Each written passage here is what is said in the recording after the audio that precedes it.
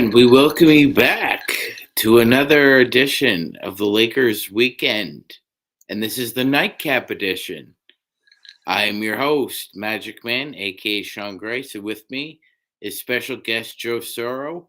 And Joe, you're looking very dapper, very Thank you. debonair this evening. Thank you. Thank you. I thought I'd represent with some summer cool weather gear. Yeah, I'm always in black. That's because I'm usually working. But today was the day of rest, which it should be on Sundays, and enjoyed some phenomenal sports events. One in San Diego and the other in Phoenix. So the West Coast representing really well today. absolutely. And, it was a special weekend, and we might as well start it off with what occurred on Saturday. So in the early afternoon game, the New York Knicks got throttled by the Miami Heat. Um, Jimmy Butler and the Miami Heat did their thing, Joe. The literal walking wounded of the NBA still find a way to scratch and claw their way and just pounded their way to a victory over the Knicks. Now, when I had Mr. Yummy Swoot on yesterday, he had the inclination that Julius Randle and Jalen Brunson would both eventually go off. Now, he had anticipated it being game three. I think it'll be in game four or game five. That'll eventually happen. I still think this series is a long one, Joe. I think it goes the distance. What are your thoughts on the Heat Knicks so far? I don't think it's going to go seven. I'd say maybe New York might be able to get one more game. I don't think it'll be game four. I think what might happen is Miami will win this next game. They'll go up 3-1, and then something will happen where they'll tie it up, or I should say, get it to 3-2, and then uh, Miami can finish it in six. But a little bit of me tells me it could be done in five as well. Um, Miami just since the 2020 season, Miami has this thing where they just know how to win in the playoffs. And you can't sit there and say they're taking out bottom feeders. They just took out the first seed pretty handedly, actually.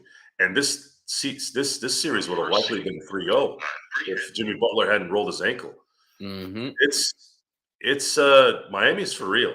Miami's for real. And the East has to understand that. We didn't know they were real. Everyone else didn't know they were real. Heck, they lost the dang play-in, the first play-in game. You thought, man, okay, this is pretty much donezo for these guys. But I don't know what the hell they turned on in that second game in the play-in, and then since then, they look like the Miami Heat of 2020, and they don't look like they're going anywhere. Especially the fact that they don't even have Tyler Hero. They might even be a better team without Tyler Hero. I don't know. I don't really think so, but right now they're showing it. Oh, 100%. Like, it's not as if they went away, but look, like, um I'm not sure what to call, like, what nickname to don on Eric Spoelstra, but his teams at the beginning of the year look nothing like his teams at the end of the year. He always finds a way to fine tune and adjust offensively and defensively. And in game three, it was very interesting, Joe. It, he didn't really cut off uh, Brunson's lanes, but he cut off angles, and he just seems to just fine tune flaws in his offense and his defense that can make his team competitive in most games. And I don't think he gets credit enough for that. I mean, he's going to be in the Hall of Fame. He's accumulated over 100 wins in the playoffs. This is a legit top 10 NBA coach of all time. And I think his ability to get the most out of guys uh, is even on a level of Greg Popovich. And I have a level of respect for Popovich for getting the most out of, guys like Gary Forbes and Bryn Forbes and, guys like that. So for Spoelstra to fine tune this team and get them to within two games of an Eastern Conference final, it's pretty exceptional, and he deserves credit for it. Now, as we head into the Saturday night main event, uh, we kick Golden State's ass. We've won 2 playoff games by 30 and 40 points. And they're the only 2 games I can remember this year where LeBron and AD set the fourth. One, they set the entire fourth, which is game 6 against Memphis. And then this last game, they set, I believe, the last 8 to 8.5 minutes. It's exactly what you want to happen. Everything that's happened since the play-in has happened. The Lakers have won a road game to start the series, and they've won every home game, all 4 games. It's great, and I'll continue to that in a second because I do want to answer some questions about Eric Spoelstra. I don't think the public, at least the sports public, or even the sports culture, in terms of the people who are following the game, have really given Eric Spoelstra any I don't know if credit's the right word, but just the adulation for the work he's done. Yeah, I he believe deserves flowers. I believe most think that it's at the behest of Pat Riley, which is kind of stupid because Pat Riley is a executive and he's been an executive for a very long time. When someone gets out of coaching, they don't want to coach anymore. They'll guide, they'll mentor, but at some point they don't want to deal with the And person. Yeah, and not to mention that, Joe, his mentor, Jerry West, said the exact same thing when he took over as head coach. I am an executive, he's the coach. I am not interfering in what he does. and that's He how learned from the best. the chain of command is extremely important in any structure. So one of the things that you rarely see is you see the owner, Mickey, let his people run the team, the people that are knowledgeable. Then you have Pat Riley, who's the boss. He's the godfather, right? He allows the coach to feel comfortable, feel safe, not have to worry about someone going around them and pulling an Al Davis or whatever it is, right? So now, when players go there, they have a little bit of that fundamental structure that you kind of don't see as much as you used to, and then that allows Eric to have the respect of his players, his coaches, and obviously the media and fans that watch him. Uh, I would love, honestly, I would love a rematch of the Miami series. I even have a little bit of it, a little bit of it, even more than Boston, even though Boston would be more.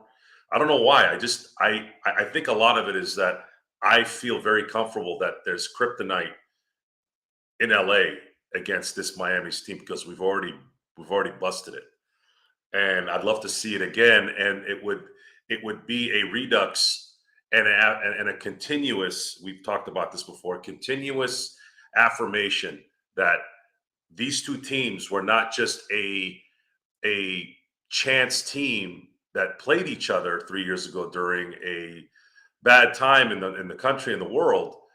They Once the dust settled, once the short seasons in 21, once the injuries settled in 22, here we are 23. Everything kind of finally got back to normal. We had a normal start to the season. We had normal setups to some degree, and then now here you have the 2 teams that still were relevant then and are relevant now, playing for the title. And of course, should the Lakers win that series, I just feel like it's an added bonus to kind of confirming their title run.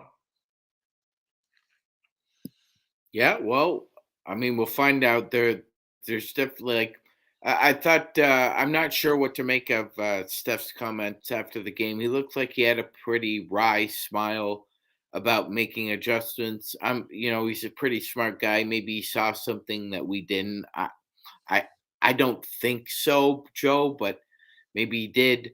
Uh, 10 wins away. We'll talk tomorrow about the preview and what to expect. But Here's getting what I back, did see. Here's what I did see, and I hadn't seen this before.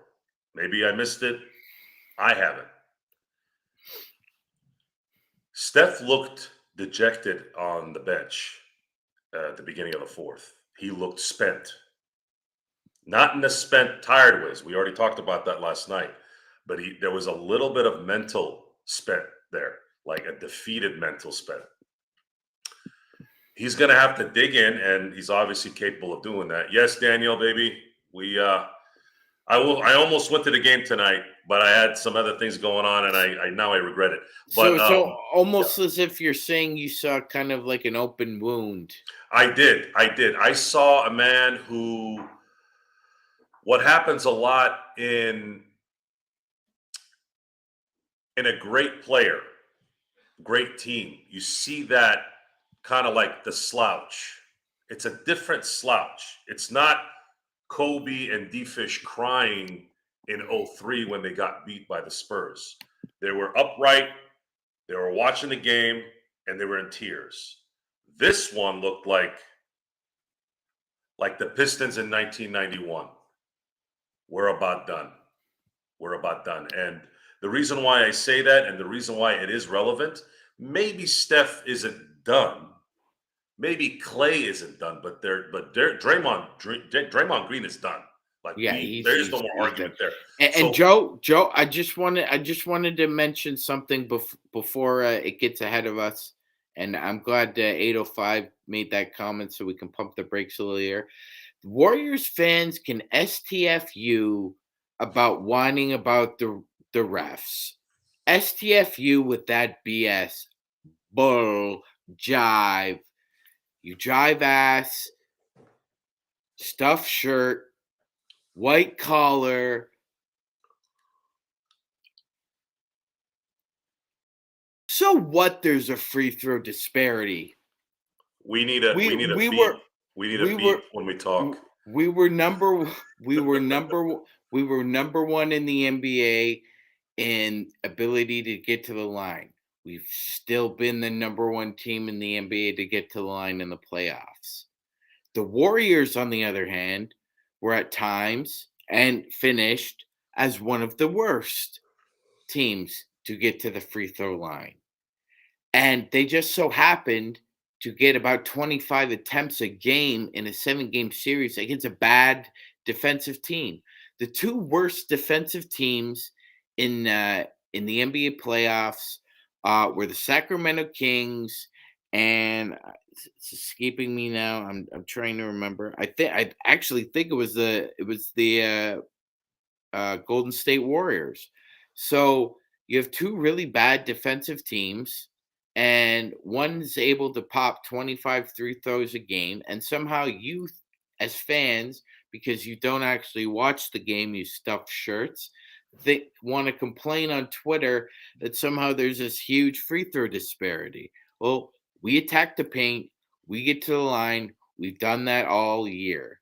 The refs call the games the way they call the games. Joe, do you have anything to add, sir?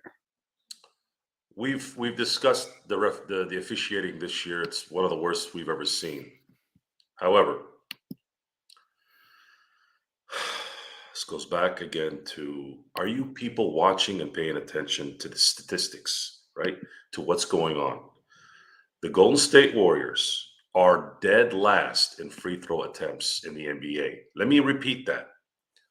The Golden State Warriors for the 22-23 season were dead last from the free throw line in terms of attempts.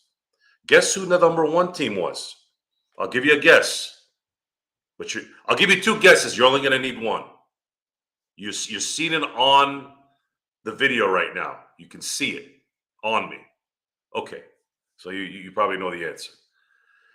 When losers can't beat you, they go on Twitter and whine in their underwear while their hand is down their underwear and the other hand's on the keyboard. That's a reality, folks. That's why I call them jerk-offs. The jerk-off thing a lot of time is a literal thing. When I call someone a jerk-off, that's usually what they're doing when they're yapping. And it's usually behind some screen so no one can judge them or know who they really are. So with that, I don't feel like it's I don't feel like any energy should be put towards talking about that particular thing because we've watched 3 games. Okay, we've watched 3 games. We know when there's bad calls. We know in terms of an entire 48-minute game. How are you going to go to the line when you're shooting threes all day? Explain that to me. Explain it. People out there that are complaining, right? How are you going to do it? All they're doing is shooting. They go to the hole when in game 2 when Steph was a playmaker. They're not fouling him. He's weaving and going in just like Steve Nash and waiting for someone to open up, and it worked.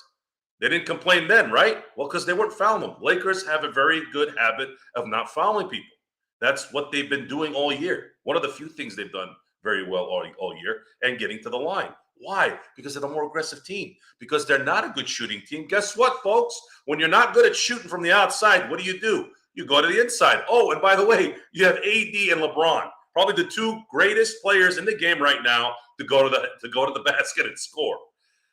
This is the stuff that luckily live in person, it just doesn't happen. There's no one comes up and says anything because they have to now show their face and they have to explain themselves. They have to explain themselves on why they don't know jack crap about the game, or the fact that they probably didn't even really watch the game because they're too busy watching the ball. Folks, we watch players. I miss plays sometimes because I'm watching a player. I have to go back a second and third time to watch. We have 3 and 4 people on our show that all get a little piece of the game, sometimes that one of us doesn't get. That's why the show is so good. There are things that MagicMan will catch that I didn't see. Now I know. Now I can go brag about it. I can leave the show and I can go talk about it with my friends. Hey, you know what? This happened. It almost sounds like it's from me. But if you have any integrity, you'll say, hey, my buddy, on the show says this. Integrity, guys. Integrity is when you do things that no one knows you're doing, right? When you're by yourself, or when you're talking to people, don't act like it's your thing. Got a lot of liars out there. Got a lot of, what are those things? Those filters. All those middle-aged women put on their faces when they're doing their videos for their stupid social media. Mm-hmm. A lot of fakes out there, folks. A lot of fakes, and sports is no different. You're 46. You're 47, and you can make yourself look like 32. Yeah, I mean, come on. Yeah, sure you do. Yeah, but then you see, it's funny. You see side profiles, and then all of a sudden you see them, and you see them live, straight ahead. You're like, Jesus, I didn't see that coming. It's actually quite funny. I'm like, yeah, the bad side. I mean, I didn't believe it until I saw that. I was like, oh wow, people do have a bad side. I mean, I don't go around going, I'm sorry, guys, I don't go around doing this kind of stuff, finding out which side is better than me. I mean, maybe I don't like mirrors. I mean, I don't even take family pictures. I can't stand that crap. But anyways. Oh, really? I don't take, no, my wife and my kids do their own little, go out in the woods. So you don't do stuff. portraits. You don't do family I don't do portraits. them, no. But there is a lot of pressure to do one here soon. So I might have to at least do one. Maybe I'll do one. I mean, I did wedding pictures. I guess I could probably do them. But anyways, I don't like pictures. I don't like pictures. I never have. It's just, again, nothing against pictures. It's just I don't. Joe, there's an old concept in the Navajo tribe that if you had your picture taken, it was almost as if a part of your soul was being stolen away. I don't think I need to go that deep. I think it's more of the fact that most pictures people take, your face is always like this when you're taking it.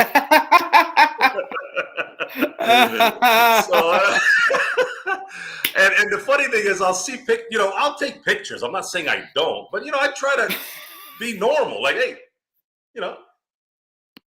instead of sitting there going, like, I've seen friends of mine, and luckily, I don't have a filter, so I can, do say whatever I want. I can't do anything about it. I'm like, what were you thinking taking this picture? What is this? Did you forget the camera was there? Like, why is your eyes like this? So yeah, that's it. That's my my story with pictures. But the Lakers are doing something that I feel like I might have jinxed. Remember I was telling you about turning it on and turning it off? Hmm. If the Lakers go on to win a championship, this might be bigger than '01. Mm. Because at least in '01, and not in the sense of the best team. What I'm saying is, at least we had a little bit of a prep. The last 8 games of the regular season, the Lakers won, and then they went on to win the next 15 or 16 games, right? This one is like they were bad pretty much. I mean, I know they started winning after the All-Star break, but they still couldn't make it in the playoffs. They had to go to the play-in, and then Yes. everything changed. Yes. Absolutely. Absolutely. So as we turn the page and turn the clock to Sunday, it was a classic again between two heated rivals, Joe. This is obviously a top. I think it's a top five rivalry in NBA history. The Sixers and the Celtics. At times, it's been one sided, but this series has gone back and forth. And today was a classic, man. Double OT, and James Harden hits the huge 3 pointer, and Smart's uh, attempt is no good at the end of the second OT. The Sixers, I think, ended up stealing this one back, Joe, because throughout the game we were communicating back and forth through WhatsApp, and Philly looked pretty good after Boston led 1918. They didn't lead again until 98-96 when Al Horford said it with his chest and dunked. Um, and then Philly managed to find their onions, Joe, and they didn't want to go down 3-1, man. They didn't want to go down 3-1. I think that would have been too big of a hole, even with the MVP and a former MVP. I think they dug deep, managed to pull it out, and I just love seeing the Celtics lose, man. Well, James Harden, it's been, what is this? He was drafted in 2008. So this is his 15th season. James Harden, former MVP, former self-proclaimed probably best offensive weapon ever. I believe Daryl Morey also confirmed that. That's obviously not true, but cool. Uh, this is 2 games where he came in clutch. I mean, clutch, really clutch. It wasn't just that shot at the end. It was also the shot a few minutes before that he hit as well. James Harden has saved the Sixers in this series. Otherwise, this could have been a sweep. This is a couple of James Harden shots away from being a sweep. So what does that mean for the Celtics? Doesn't mean that they're going to lose the series, but it sure is going to add more stress, at least for 2 more games, versus they could have had a little bit of a break before, more than likely facing Miami, which is my pick in that series. And of course, they probably would have built even more confidence then. Now, I'm torn here a little bit, Sean. I a little bit of me wants a Celtic Laker final. I really want that. It would be too poetic for it to be 17-17 for number 18. It just would make too much sense. The only issue with that is if something were to happen to LeBron or AD, then we're screwed. But again, if you're going to play scared, you usually lose scared. I'm going to go out on a limb right now today on a Sunday evening. I want the Celtics in the finals. I want the Celtics in the finals, and I want the Lakers to beat them in 5 or 6 in the finals for 18. And I'll tell you why. Besides the obvious, I now think that Phoenix has a very good shot at beating Denver, going against my original pick of Denver going to the finals. But that was based off the fact that the Lakers were not going to be a problem. that year or this year. So if Phoenix wins Game 5 in Denver, I believe Phoenix is going to win that series. So should they win that series? This run is going to be very interesting for LeBron's legacy. So let's look at it from the beginning. So you made a mistake championing the Westbrook trade. And for 18 months, we were in, I don't even think purgatory is the right word. We were in a black hole. Rob Pelinka gets us out of that black hole, and it immediately changes to the point where they had the best record after the All-Star break in the NBA. And you got to give LeBron some credit there because he's the leader of the team, right? You beat a second seed as a 7 seed. That in itself is a huge accomplishment, especially considering who they played. Somebody who was cocky and thought they were the big stick, and you pounded them and you beat them. You faced Golden State, who were the current champs, with Steph Curry, all-time great, Clay, all-time great. If you beat them and then go face Phoenix, now you're going to face Durant. You just split the two guys, right? You were facing Durant and Steph and Clay. Now it's a split, right? So how cool would this story be for LeBron? You beat Memphis as a 7th seed, and they're a 2 seed. You beat Golden State. Then, let's say you face Phoenix. You beat Phoenix and Durant. Then you face Boston in the finals. I'm going to tell you right now. If that happens, you can no longer argue, even though he'll still be a title less than Jordan, you cannot really absolutely go no anymore in terms of the greatest player. You have a legitimate argument that LeBron James is the greatest player to ever play in the NBA. And that's me saying that, which I know, Sean, you've heard me talk about this. I believe there's no greater talent that ever lived than Michael Jordan when it came to basketball. But when you factor in the accomplishments and the path and the longevity and the records and everything, he's the guy. Yeah, Joe. I mean, if he did that, you're right. The degree of difficulty to which he's been able to accomplish, championships, let alone the personal uh, accomplishments. It would be it's already unparalleled. It'd be beyond it. The NBA could go on for an infinitesimal amount of time. And I honestly, man, it's not a hyperbole. I don't think it's an exaggeration to say that I don't think there'll be another career that parallels his. He's he he's he's not a planet. He's a star. Everything revolves around him. And Yeah, yeah. if he was able to cap off, if it was a finals run, you're right, it would be unquestionably unparalleled, uncharted territory, unprecedented. We can throw all the superlatives and the euphemisms and all the wonderful adjectives, but it's more than words, man. He's just put it into action. Yeah, LeBron James. We've said that in the NFL, we'll never see a Tom Brady career again, and there's some truth to that. There is some truth to that. Likely, who's going to play until they're almost 45 or 45, win 7 Super Bowls and go to 10 and win 5 Super Bowl MVPs.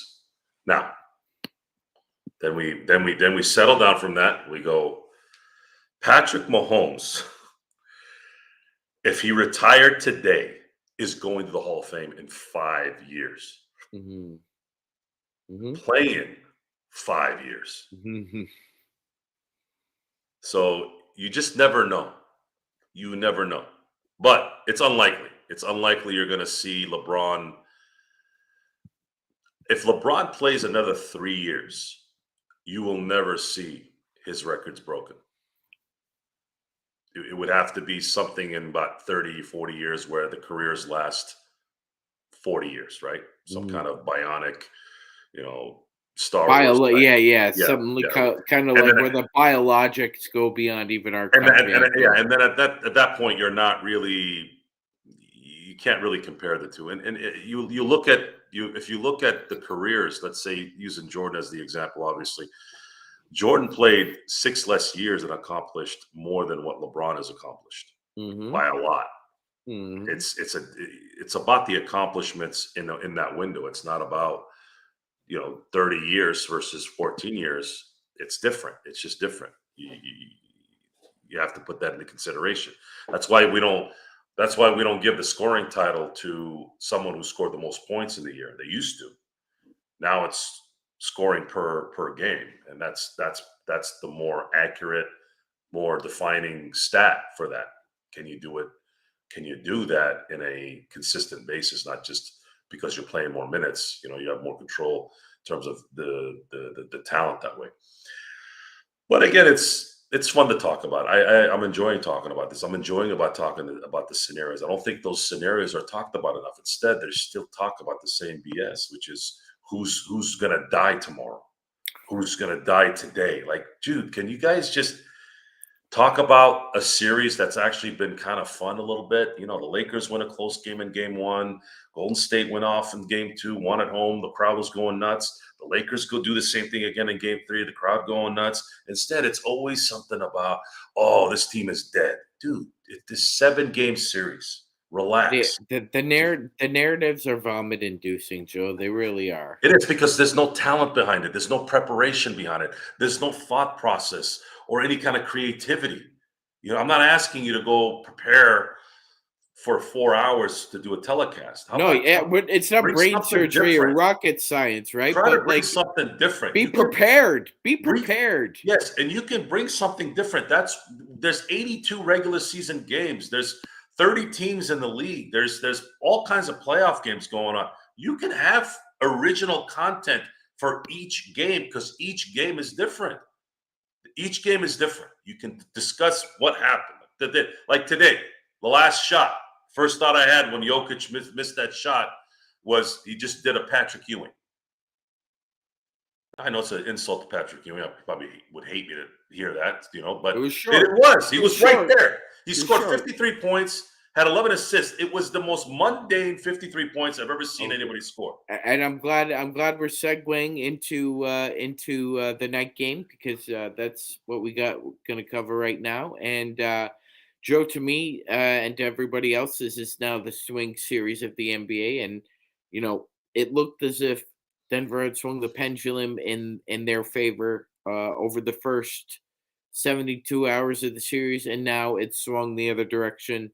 Um, Monty Williams has made a couple of adjustments, and the biggest one to name is that he's had to go deeper into his bench out of just plain necessity, Joe, because his bench was giving him literal dick for 2 games. Literal dick. So he had to go into the well, and we saw TJ Warren appearances, Joe. I mean, it's been a couple years since this guy was scoring 40 points in the bubble with the Pacers, and he can fill it up, but Monty hasn't gone deep into his bench. He finally did it out of necessity. Uh, Phoenix has played a more up-tempo pace, Joe, almost as if KD is forcing that rather than them going slow, which is what Monty wanted to do in Game 2 to try and combat his lack of depth at that point in time. But it swung the completely other direction. Now it looks like the whole momentum of the series is in favor of Phoenix. Now I had thought that Denver would win in 7. I'm still thinking that's the case. This goes the distance. But you're right, Joe. If Phoenix comes into Game 5 and does what they did tonight, yeah, Jokic. They're fine with Jokic going off for 50. That means he's not getting his 25, 15, and 12. He's not controlling the pace of the game, which is what Denver really needs. That's what they rely on more so. Is not necessarily buckets, it's pace, and whether it's offensively or defensively. And Phoenix has just completely swung them into topsy turvy. Uh, do you think that they carry that momentum over to Game Five? You seem fairly confident that they will. I believe they will because I think Durant and Booker will likely continue their play. The reason why Monty, at least my interpretation of it, is it's much easier to go into your bench when you're when you're at home. Your bench guys and your role players are usually going to shoot better and have better confidence. And you're kind of desperate too, so you always have that to say to your Yeah, they would critics have. This was a or naysayers, This right? was Yeah. they were close to losing this, and Booker is. I don't know why Malone is not doing something to agitate Booker. Booker is you can veer him off his game very quickly. I don't know why they didn't do that in the last two games. He's dropped 47 and 36 on them. But maybe that's the thing is maybe they realize, wait, is he going to do another 47? No, he's not. But he did do 36, and he likely won the game for him. DeAndre Ayton is serviceable. I'll leave it at that. Durant is a lot of times a decoy. A lot of times he'll play kind of like, man, you got to make sure Durant doesn't get a shot. One thing that you can always count on Durant, though, is he never misses free throws. No. I mean, that guy's something else at the line. Denver is not out of it, obviously. Denver win your home games. And I could definitely see the series go 7 and every team winning their home games. Oh, 100%. If there's any game that'll do that, it'll be this one, or any series, sorry.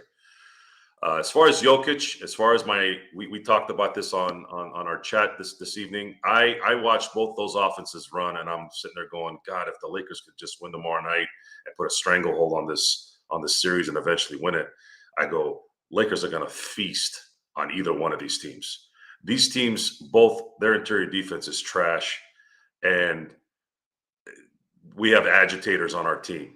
We can agitate Jamal Murray. We can agitate Jokic. I mean, the fact that Jokic is going to, if Jokic does that high, top of the key, top of the 3-point line, offense running, whatever that is, you're on mute, Sean.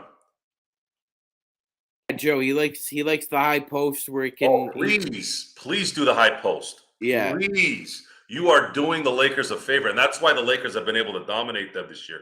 Please do that, and it's not likely going to happen, by the way. They're going to try to have to get them down on the block and try to essentially create from there. But the problem is we have the length and the youth. That's another thing, guys, is we're talking about how Steph and how Draymond and how Clay are running out of gas. Well, because those guys have been doing this for a very, very long time. You're talking about since they won the title in 15, they've dealt with a lot of crap. Clay's been out 2 seasons. Steph has been rolling, and he had a year where he was yeah, out. you're right, Joe. Reeves is 24, Vando's 23, D'Lo's 26. You got 20 something year olds chasing you around, and you're in your mid 30s. No, Alex, I don't think Denver has a good defense against us. I don't think any team has a good defense against us. We just played the series before against the best defense in the league, and you guys saw what we did to them. And just a footnote on this game. First off, uh, I believe that the Joker's technical foul should be rescinded. Um, that was completely ridiculous, and now we have a new resident ass clown NBA owner, Matt Ishibia. Just a resident clown. Um, if that was any other fan, security would have picked them up by their pecs and thrown them right through the door. And because he's an NBA owner, fair enough. And because he owns all the assets attached to that team, fair enough, which includes the arena, you can't really kick out the owner of the arena. But you know what? He could have shown a little more discernment and accountability and respectability and walked up and left the arena after that incident, because it would have shown, okay, you know what? My bad too. It's a bad look for both of us, but nope, nope. got to do the whole, oh my God, we're in drama class again. And the other gentleman, as Joe has described, a Chad, uh, decided to put his hands on Nikola Jokic. And as a dumbass fan, when you do that, they're going to throw your ass out too. And he deserved what happened to him because, as Joe referred to him, he is a meathead. And that's what happens to meatheads. And I just think that this whole incident looks ugly for both of them. And I don't think Joker should be suspended, but it's a bad look for the Phoenix Suns and for the Joker. Most of these new celebrity owners, they have that I want attention. Mark Cuban started it. Mm, People think that Jerry West started. Jerry West never got in the way of things. He was never disrespectful. He never, even people who were dogging him. Heck, even Shaq cussed at him in a preseason game because he wanted him to pay him, right? Um, I, look. I was a jock. I've been around meatheads, but I never considered myself a meathead. I like to say I'm a thinking man. Besides having the brawn as well, I prefer to have both. It's funny. I was asked on Lakers ball, who would you rather have, Austin Reeves or Alex Caruso? My answer was both. You developed both of them. You searched them. You found them. You trained them. They became amazing players, considering where they came from. I want both. I still want Alex Caruso back in LA in some way because then you got the yin and the yang of two undrafted players who understand team concept basketball and are actually very effective in a two-star team. That's the guys that you want. And it's the guy that got kicked out. He's the guy, just so you guys know, if when you guys see the beer or the alcohol rules at an arena, it's because of idiots like that. That's why he had a freaking drink in his hand and he thought he could come in with his stupid brain of his and push somebody. Like, what are you doing? Go sit down, you freaking idiot. Like, where, like, what are you doing? Like, if I knew this guy, I'm like, what the hell are you doing? Oh, yeah, I'm just having fun. I'm like, you're an idiot. if it was socially acceptable, some people, including myself, would throw rotten fruit at this man.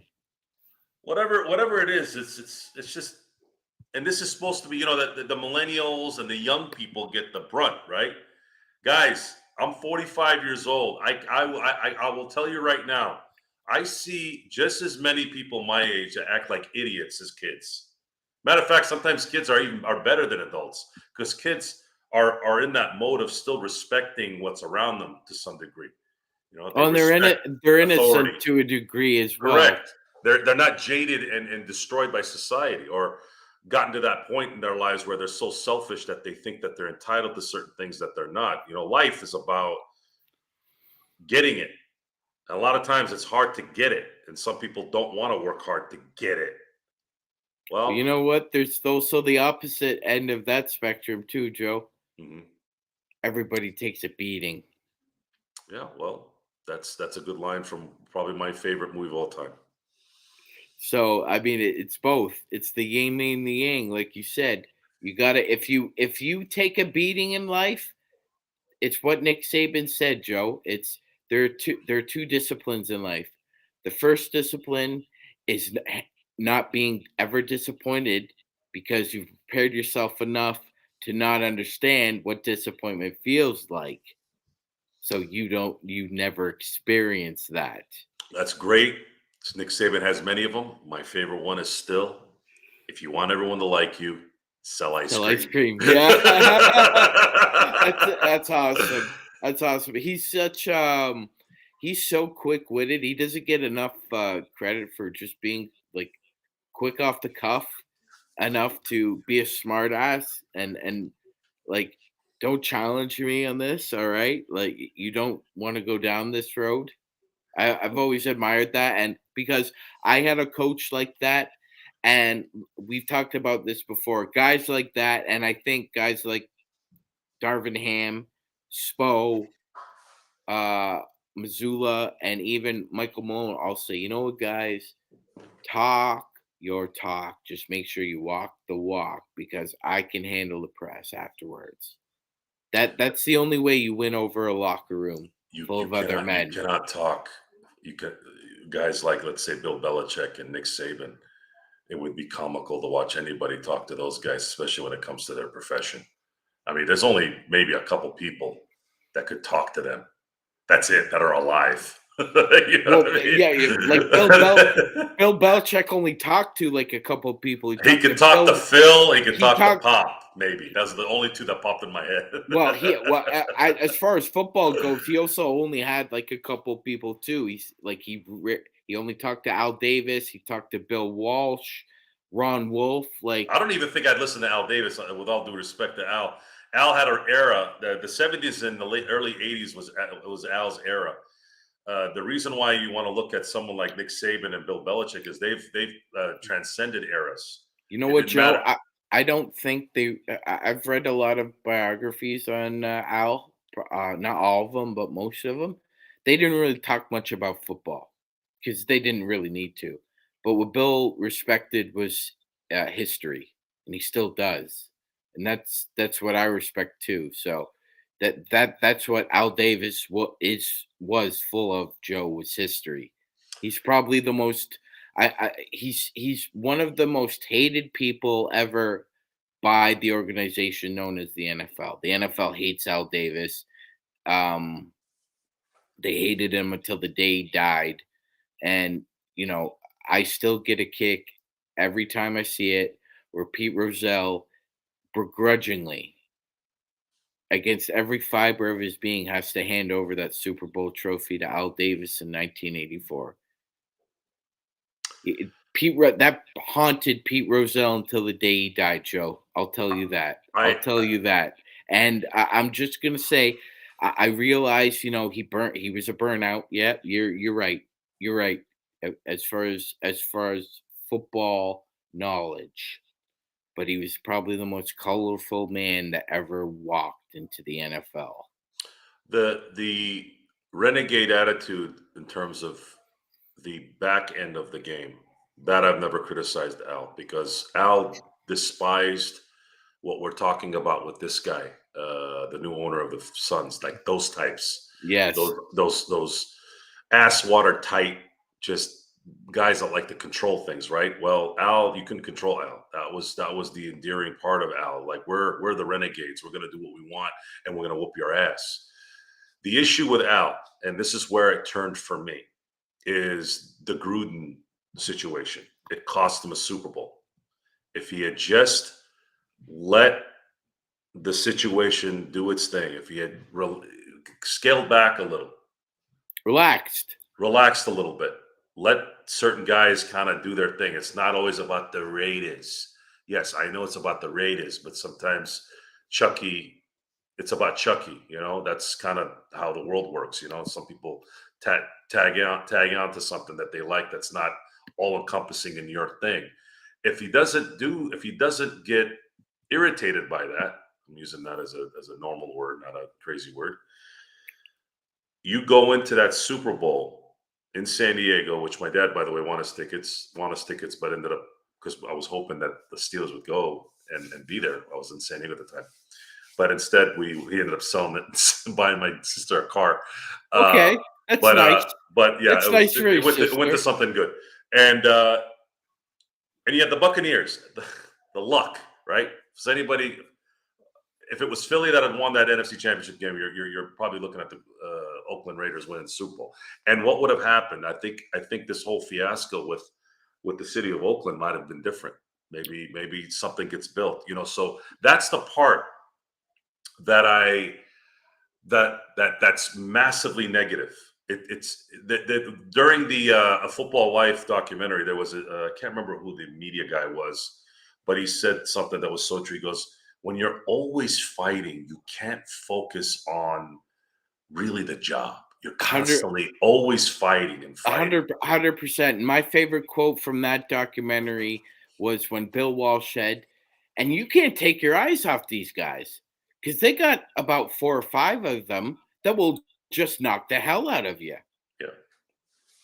And the only guys Why? that could the only guys that compared to them during their heyday was the Steelers. The Steelers were just as nasty as the Raiders, and that's just like the Bad Boys were. The Bad Boys, you needed to either handle their abuse or inflict it back. Well, Joe, look, we could. This is a Lakers show, but one of my probably my third favorite Raider of all time is Jack Tatum, and God rest his soul. Uh, but he said my best hits border on felonious assault, and unfortunately, he hit somebody once and paralyzed them for life. Daryl Stingley, and playing that way, Joe, it cost both men because they're both gone. And like it was a different game back then, You're right. Like Davis had his era, it passed, and we move on. But as we take some questions here, Joe, I see that Scarlet and Blue said she.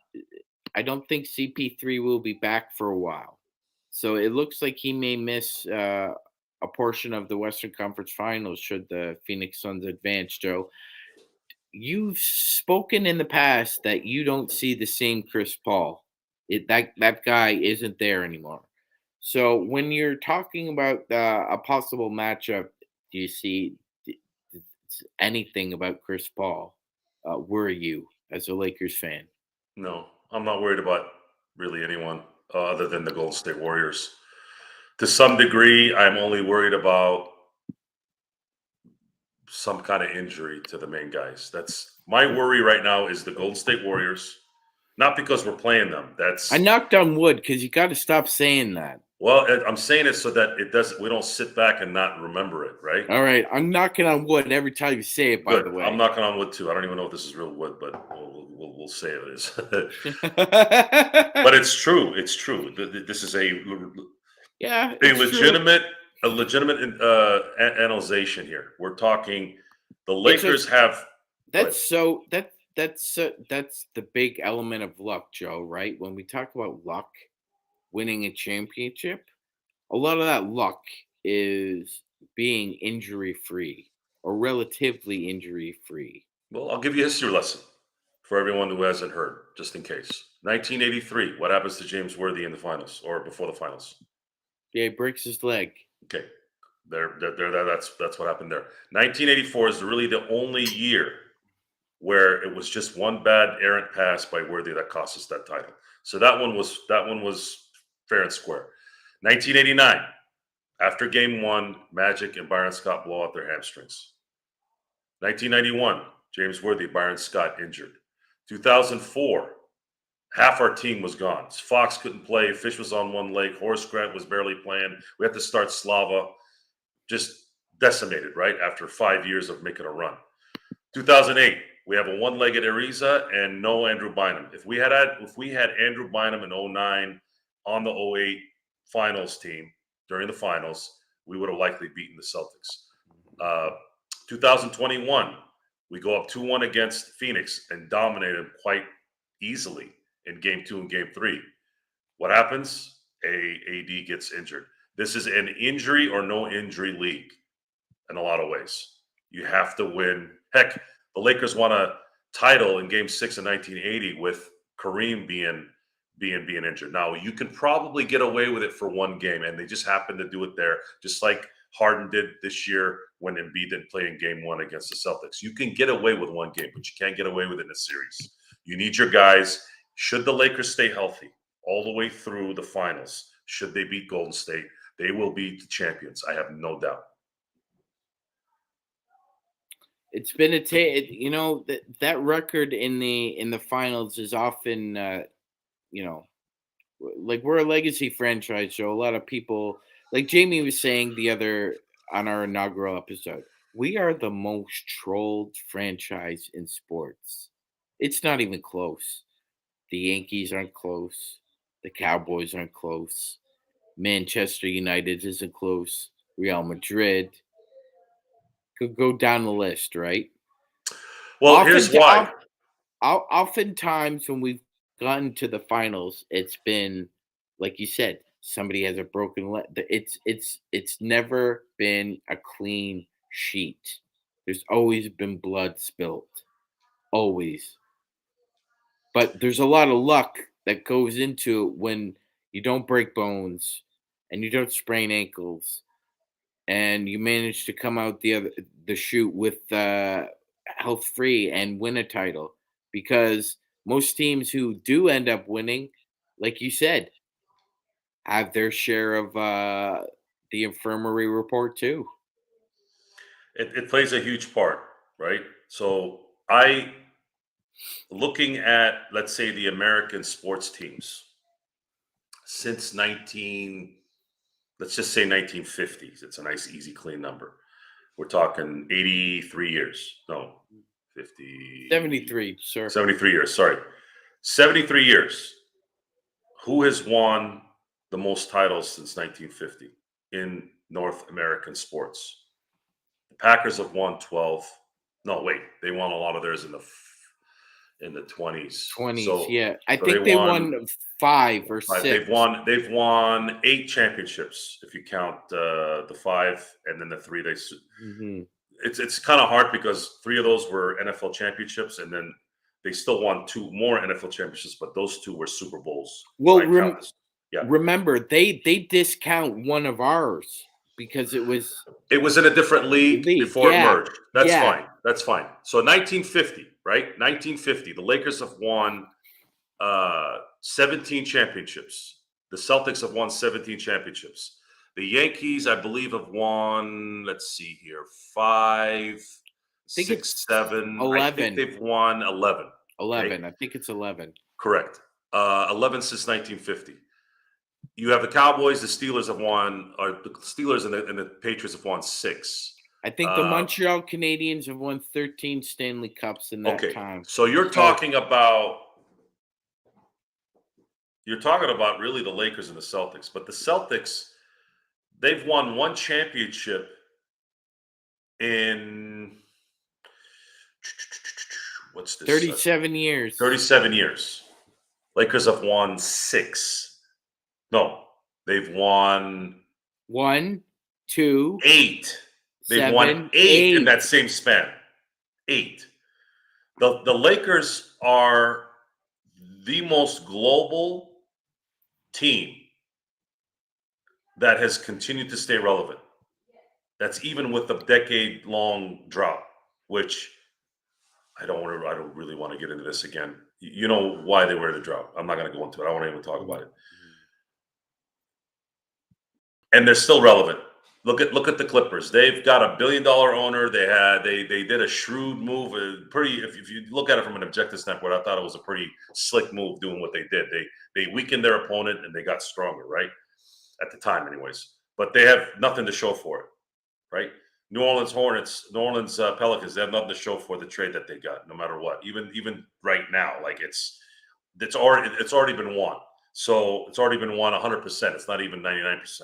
No. So now you look at who's also been on the team. You're talking about Jerry West, Elgin Baylor, Will Chamberlain, Shaquille O'Neal, Kobe Bryant, LeBron James, Anthony Davis, Magic Johnson, James Worthy. Even our secondary guys are popular around the world. Michael Cooper, Byron Scott, all these guys, right? Look how big Alex Caruso recently. He's a god. You still talk about him in LA. People, this is the Oh, biggest platform. And that's by why LeBron came to LA. Everyone says it was Hollywood. No, it wasn't. LeBron, who self-proclaimed king, how are you not going to wear purple and gold if you're going to call yourself the king? How? It was perfect. It was the perfect setting.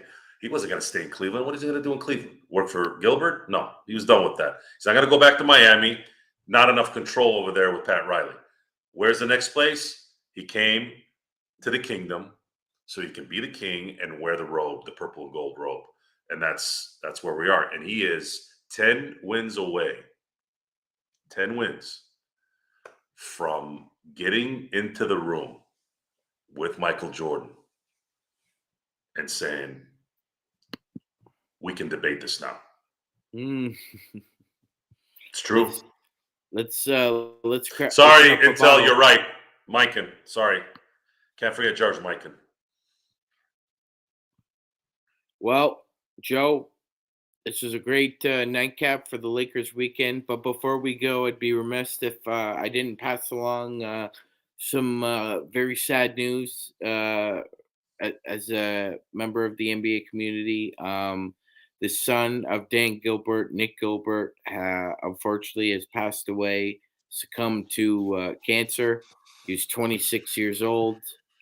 Joe, I'm not a parent, you are, but I've been told by friends and family that it's not natural that, a parent should bury a child.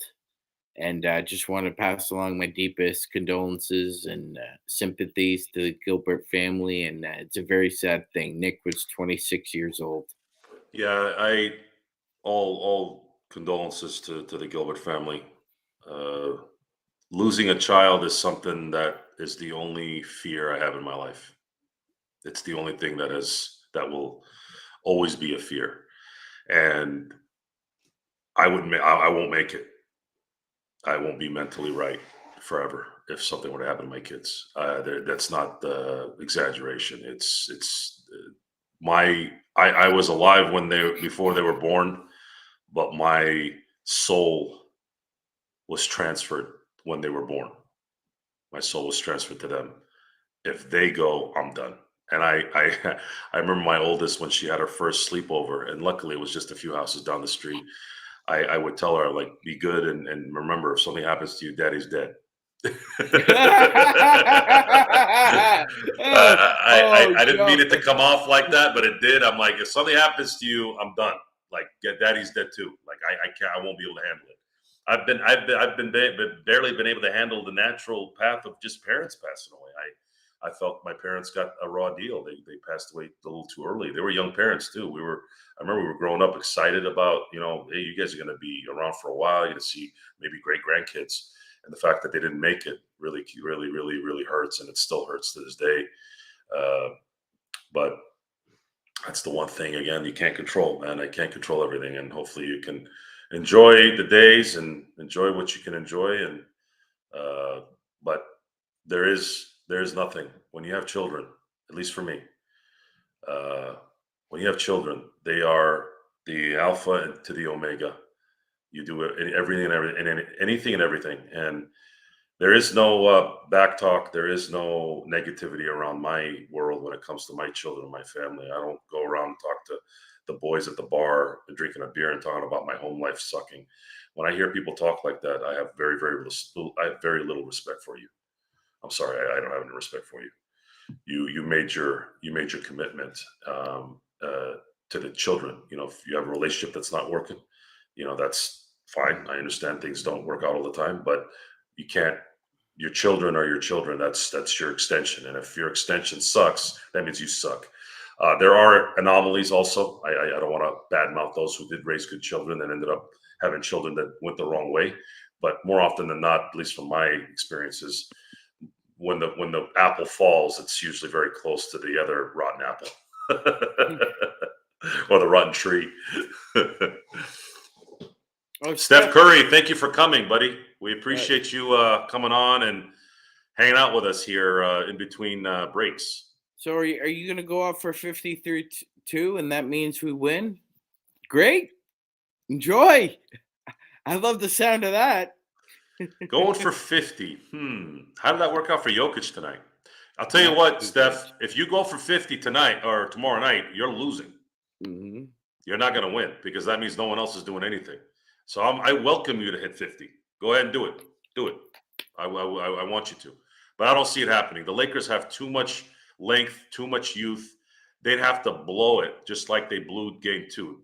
AD would have to score 9 points tomorrow to lose that Yeah, game, we don't need which Pepe. could happen. We don't need Pepe Le Pew AD. We Yeah, need it we could happen. need Kraken. We need Kraken AD. Yeah. Not Pepe Le Pew. Yeah. We need the Kraken. Because we know the Kraken comes most of the time. I know he can't bring the Kraken all the time, but you don't need to just be the Kraken and Pepe Le Pew. there's got to be some middle ground there. Amen to that. All right. And we'll end the Lakers weekend nightcap with that. I want to thank my special guest, Joe Soro, and my guest on Saturday, Yami Swoot. This has been an excellent start to what I think is going to be an extended stay on the Lakers Fast Break Network. Actually, I'm going to push really hard for it and be on Gerald all the time about it.